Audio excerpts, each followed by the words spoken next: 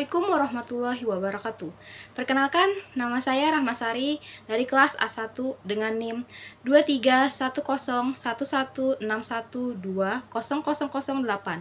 Saya akan menjelaskan tentang 6 materi linguistik, yaitu fonologi, morfologi, sintaksis, wacana, semantik, dan pragmatik.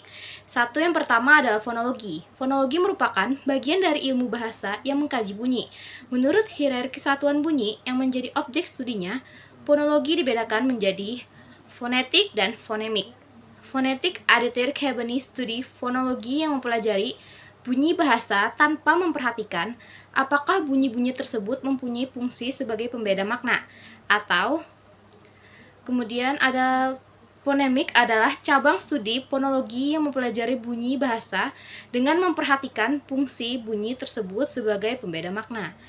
Kemudian yang kedua ada morfologi.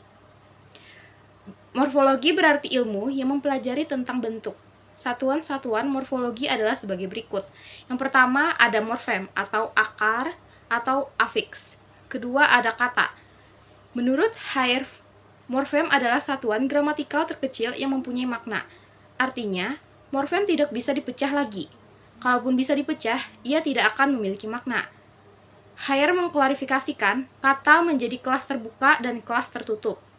Kelas terbuka adalah kelas yang keanggotaannya dapat bertambah atau berkurang sewaktu-waktu, berkenan dengan perkembangan sosial budaya yang terjadi dalam masyarakat, penutur suatu bahasa.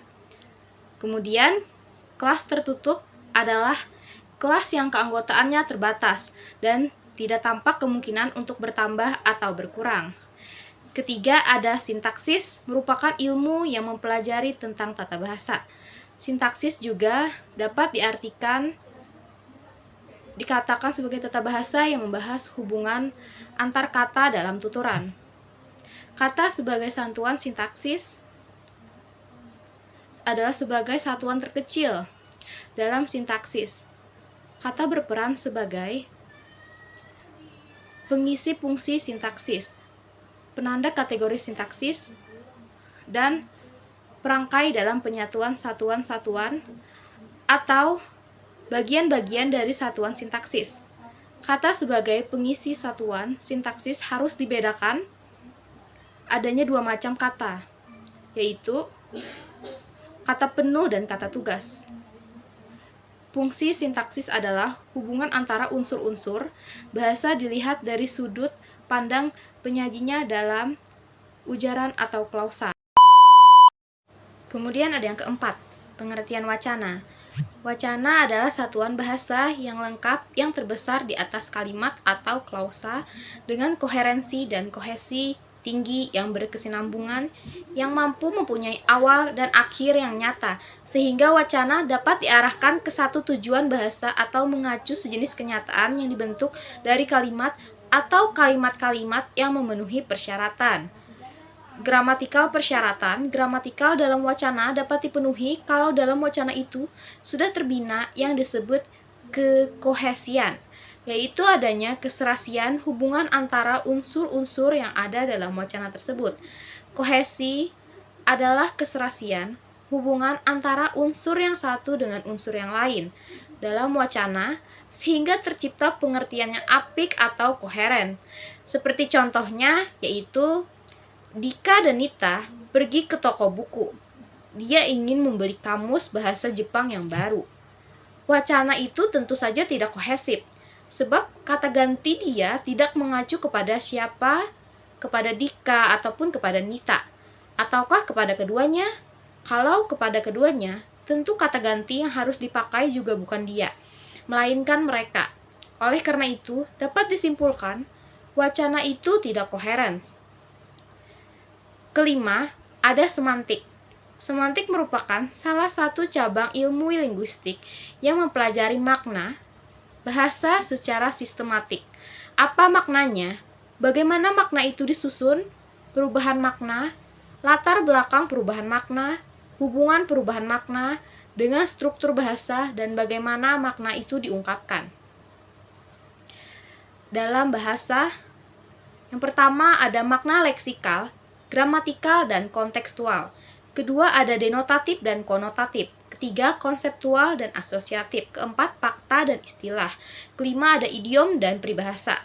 Semantik dalam pembicaraan tentang relasi makna ini biasanya dibicarakan masalah-masalah yang disebut sinonim, antonim, polisimi, homonimi, hiponimi, ambiguity, dan redundansi. A few moments later. Kemudian yang keenam, ada pragmatik. Ilmu yang mempelajari struktur bahasa secara eksternal, yaitu bagaimana suatu kebahasaan itu digunakan dalam komunikasi. Dengan kata lain, pragmatik memberikan penjelasan eksplisit mengenai cara bagaimana dapat mengimplementasikan sesuatu. Konteks adalah bagian suatu uraian atau kalimat yang dapat mendukung atau menambah kejelasan makna situasi yang ada hubungannya dengan suatu kejadian. Sedangkan tindak tutur merupakan tuturan yang di dalamnya terdapat tindakan. Dengan mengucapkan sesuatu, penutur juga melakukan sesuatu. Dengan menuturkan sebuah ujaran, penutur memiliki tujuan yang ingin dicapai dari mitra tuturnya. Contohnya, seperti jagalah kebersihan lingkungan. Konteks tuturan dari contoh tersebut yaitu bunyi tuturan peringatan di sebuah taman wisata. Ditulis oleh pegawai taman untuk orang-orang yang berkunjung di taman, karena sebelumnya banyak pengunjung yang kurang bertanggung jawab buang sampah sembarangan. Kemudian ada dua jenis implikatur dalam pragmatik. Implikatur pertama disebut implikatur percakapan. Implikatur kedua disebut implikatur konvensional. Tujuan dalam sebuah tuturan tersebut ialah sebagai sarana penindak. Semua kalimat atau ujaran yang diucapkan oleh penutur sebenarnya mengandung fungsi komunikatif tertentu. Kemudian selesailah sudah materi yang saya jelaskan. Saya mohon maaf bila ada kata-kata saya yang salah. Wassalamualaikum warahmatullahi wabarakatuh.